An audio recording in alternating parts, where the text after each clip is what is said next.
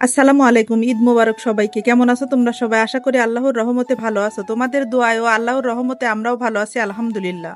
এই তো আজকে ঈদের দিন সকাল সকাল আমরা সবাই উঠে পড়েছি। এদিকে আম্মা মিষ্টি রান্না করে ফেলেছে, কারণ মিষ্টি মুখ করে আমার একমাত্র ছেলেটা নামাজে যাবে। সেমাই রান্না শেষ করে আম্মা খিচুড়িটা এখানে মাখিয়ে দিয়েছে, তারপরে গরুর গোস্তটাও তুলে দিয়েছে চুলায়। ঈদের দিনের সকালের রান্নাটা অধিকাংশ আম্মাই করে থাকে, মানে যেগুলা সে পারে আর কি। সব রান্নাই তো সে পারে না। খিচুড়ি, গরুর গোস্ত, সেমাই এগুলা করে আলহামদুলিল্লাহ। রোস্ট, বিরিয়ানি এগুলা যদি করা লাগে পরে আমি করি। তো যাই হোক, এখন সেমাইটা আমি বেড়ে দিলাম। আমার ছেলে এখানে মিষ্টি মুখ করছে, সে এখন নামাজে যাবে। এই তো তার খাওয়া শেষ, সে এখন নামাজে চলে যাচ্ছে।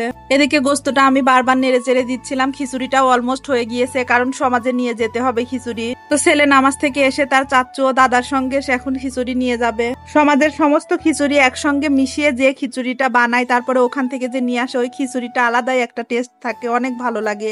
কে কে খেয়েছো তোমরা কমেন্টে জানাও আমাকে। তো আমাদের এইখানেও এই যে খিচুড়ি এখানে মাখানো হচ্ছে। ছেলে আমার বলল, আম্মু মোবাইলটা দাও, আমি একটু ভিডিও করে নিয়ে আসবো। তো তারপরে সে ভিডিও করে নিয়ে এসেছে। আসার পরে আমি ওদেরকে খেতে দিলাম, তারা এখন খাচ্ছে এখানে বসে। গরুর গোস্ত ভাজনা দিয়ে কার কার পছন্দ? আমার শাশুড়ি গরুর গোস্ত ভাজনা দিয়ে রান্না করে, সেজন্য সে আজকে ভাজনাটা বেটে নিচ্ছে। কারণ আম্মার নাকি গরুর গোস্ত ভাজনা দিয়ে রান্না করলে অনেক ভালো লাগে। আমরা যদিও বা জিরা বা মশলা গুঁড়ো করে দিয়ে দিই। সকালে রান্না বান্না খাওয়া দাওয়ার পর্ব শেষ করে এখন সবাই আমরা এখানে বসে গল্প গুজব করছি। তো আমি তখন বললাম আম্মাকে হাতে মেহেদি দিয়ে দেওয়ার কথা। সে যদিও বা নিতে চায় না, আমি জোর করে তাকে দিয়ে দিচ্ছিলাম মেহেদি। আমি যদিও বা আসলে অত ভালো মেহেদি দিতে পারি না, তবু যেমন পারি তেমনই দিচ্ছি। বিয়ের আগেকার ঈদ আর বিয়ের পরের ঈদ দুটা তো আকাশ পাতাল তফাৎ। কারণ হচ্ছে বিয়ের আগে শুধু হয়তো গোসল করে সাজুগুজু করে নতুন ড্রেস পরে ঘোরাঘুরি এইগুলাতেই ব্যস্ত থাকতে হয়। আর বিয়ের পরে তো সংসারের দায়িত্ব পালন করতে গেলে নিজের সাজুগুজু, নতুন ড্রেস এগুলা মাথায় থাকে না মেয়েদের। তারপরে কিছুক্ষণ পরে আমি আবার একটু রান্না বান্না করতে চলে এসেছি এখানে রান্নাঘরে।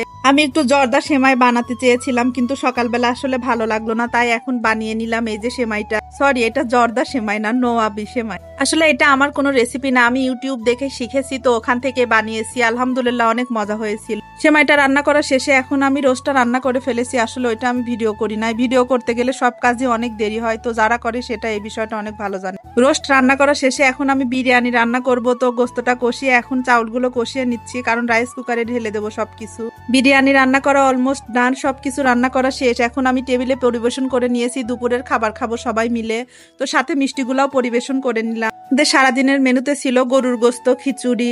এই তো এখানে দুধ দিয়ে সেমাই আম্মা রান্না করেছিল, আর আমি নওয়াবি সেমাইটা রান্না করেছি। তারপরে রোস্ট, বিরিয়ানি, সালাদ। আলহামদুলিল্লাহ আজকের খাবারগুলো অনেক মজা হয়েছিল। আসলে ঈদ উপলক্ষে বা রমজান মাসে যে খাবারগুলো রান্না করা হয়, আমার মনে হয় এই খাবারগুলো আল্লাহর রহমত থাকে, আপনা আপনি অনেক টেস্ট হয়ে যায়। আসলে খাবারটাই তো আল্লাহর বড় একটা নিয়ামত। তো আমার নওয়াবি সেমাইটা আমি এখন কেটে দেখাচ্ছি। এই যে মাঝখানে পুর, আসলে অনেক টেস্টি হয়েছিল, মানে সবাই খেয়ে অনেক প্রশংসা করেছে। তো আমাদের বাসাটা এমন একটা জায়গা, আশেপাশে দুই একটা ঘোরার জায়গা আছে, তো সবাই বললো চলেন হেঁটে আসি। তো সবাই মিলে আমরা হাঁটতে বের হয়েছিলাম। তোমরা যদি কেউ এই জায়গাটা চিনে থাকো তাহলে আমাকে জানাতে পারো, তাহলে তোমরা গেস করতে পারবে যে আসলে আমার বাসাটা কোথায়। তো যেহেতু ঈদের দিন সবাই নতুন ড্রেস পরে, বাবা মা বা কেউ ভাই বোন সবাই অনেকেই অনেককে নিয়ে ঘুরতে চলে এসেছে এইখানে। তো আমিও একটা ক্লিপ নিয়ে নিলাম। এই যে নিজের ফ্যামিলির মানুষদের সঙ্গে একটু সময় কাটানো, ভালো মন্দ খাওয়া দাওয়া, ঘোরাঘুরি, এইগুলাই তো সুখ শান্তি। আমার ভিডিওটা যদি তোমাদের ভালো লাগে থাকে প্লিজ একটা লাইক করে দাও, আর বেল বাটনটি ক্লিক করে পাশেই থাকো আমার। তো ভালো থাকবে সবাই। আজ এই পর্যন্তই, দেখা হবে নতুন কোনো ভিডিও নিয়ে। সে পর্যন্ত সবাই ভালো থাকবে, সুস্থ থাকবে। আল্লাহ হাফেজ। আসসালামু আলাইকুম।